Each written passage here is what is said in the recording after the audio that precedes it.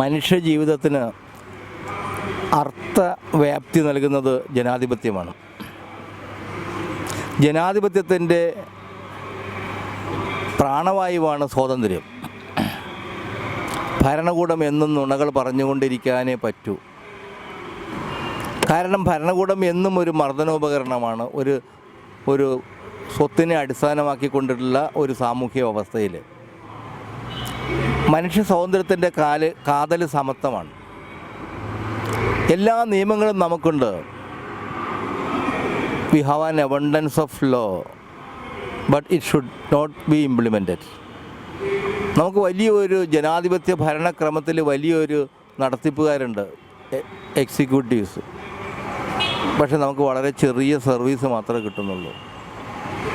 നിയമം പാസ്സാക്കാൻ നമുക്ക് തിരഞ്ഞെടുക്കപ്പെട്ട പ്രതിനിധികളുണ്ട്. അവർക്ക് പരിമിതികളും അവരിൽ നിന്നും കിട്ടുന്നതും ഭരണകൂടത്തിൻ്റെതായിട്ടുള്ള. പക്ഷേ ഇതെല്ലാം നമ്മൾ ജനാധിപത്യത്തിലൂടെ ആവശ്യപ്പെടുമ്പോഴേ അത് പൂവണിയാൻ കഴിയുള്ളൂ. അപ്പോൾ ഒരു സമൂഹം പൂവണിയുന്നതും പുഷ്ടിപ്പെടുന്നതും ജനാധിപത്യത്തിലൂടെയാണ്.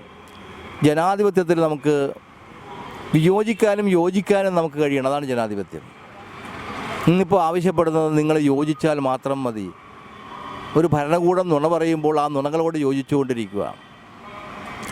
പിന്നെ ഈ പറയുന്ന വ്യവസ്ഥാപിത രൂപത്തിൻ്റെ മറ്റൊരു സ്വഭാവമാണ് എല്ലാത്തിനെയും തങ്ങൾക്ക് വേണ്ടി ലളിതവൽക്കരിക്കുകയും അതിനെ അവന് അനുരോധമായിട്ട് അതിനെ മാറ്റിത്തീർക്കുകയും ചെയ്യുക, മാനിപ്പുലേറ്റ് ചെയ്യുക.